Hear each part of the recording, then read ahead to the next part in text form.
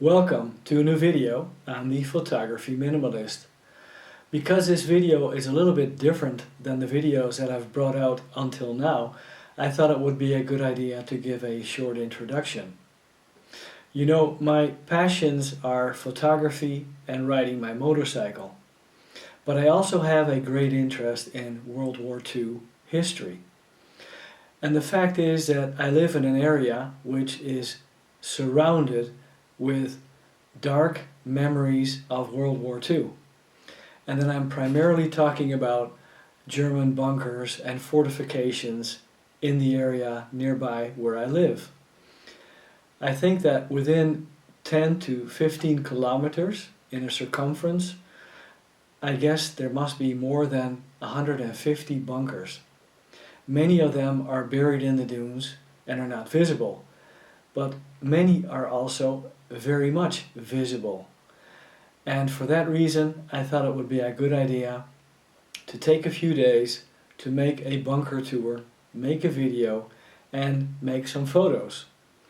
Now, I do understand that this is a very delicate subject matter, and therefore all the photos have been shot in black and white, and they give a very dark and somber feel. Also, the music that I included in this video fits the mood of this dark past.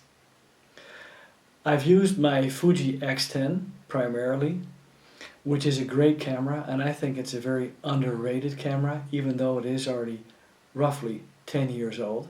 I have two of these Fuji X10 cameras. So for the photos that I've taken of the bunkers, I've put the Fuji to black and white with a red filter, and I've underexposed slightly to give a very dark feel, because this is a heavy subject matter. Also, I've made some photos with my Minolta X-700 with its 28mm 2.5 wide-angle lens, which I purchased roughly 1.5 months ago. All in all, an interesting combination. I'm going to be showing you 30 photos that I made with the Fuji X10 and 5 photos that I've made with the Minolta X-700. The area that I've been photographing in is so nearby that I've done everything on my bike, and that makes it all easily accessible for me. So again, it is a very delicate subject matter.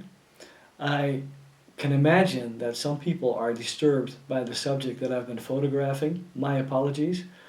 It is a part of our history and a part of our past, and I've done my best to record this in the right way. Thank you for watching, greatly appreciated. If you like the video, give it a thumbs up. I'll see you next time, and now I'm going to be taking you outside. Welcome to a new video on the Photography Minimalist. Today I am outdoors, away from my desk. Weather conditions today are overcast, sometimes the sun is shining, and it will stay dry today. Yesterday, the whole day, only rain. Well, as you know, I live in the Netherlands, about 7 or 8 kilometers from the coast, and this area was very strategic to the Germans back in the Second World War. And there are a lot of remnants and especially bunkers still left from this very dark period in our history. And 2 days ago I scouted this area for the first time because it has a very interesting entrance to the Atlantic Wall, which is called a Walzkörperstelle.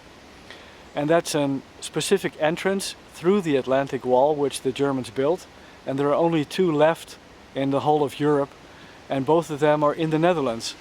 One is here in IJmuiden and the other one is in Zandvoort.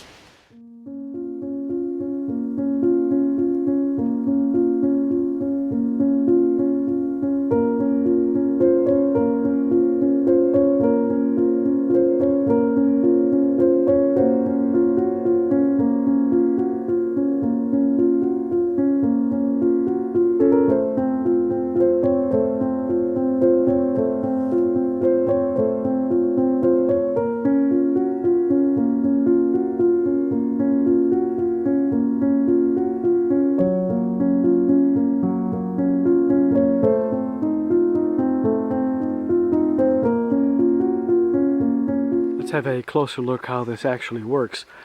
This was an entrance through the Atlantic Wall, and part of this Atlantic Wall is still here. Not everything is torn down. And there are two large rounded blocks, as you can see. This is one, and we have a block on the other side. And if the Germans wanted to close off this entrance, they would slowly roll these two blocks into place, blocking the entrance. Something that was not a fast task.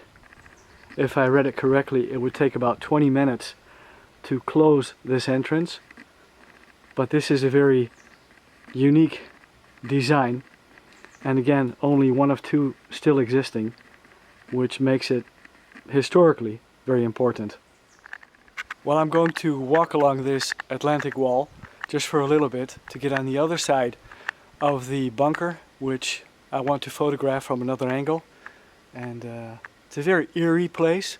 It's very quiet. I'm the only one here today, which is good.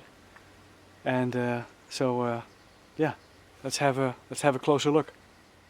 When you walk along this part of the Atlantic Wall, you end up at a bunker at the end, and there you see the moat, which was dug by the Germans, filled with water to prevent tanks from entering this area.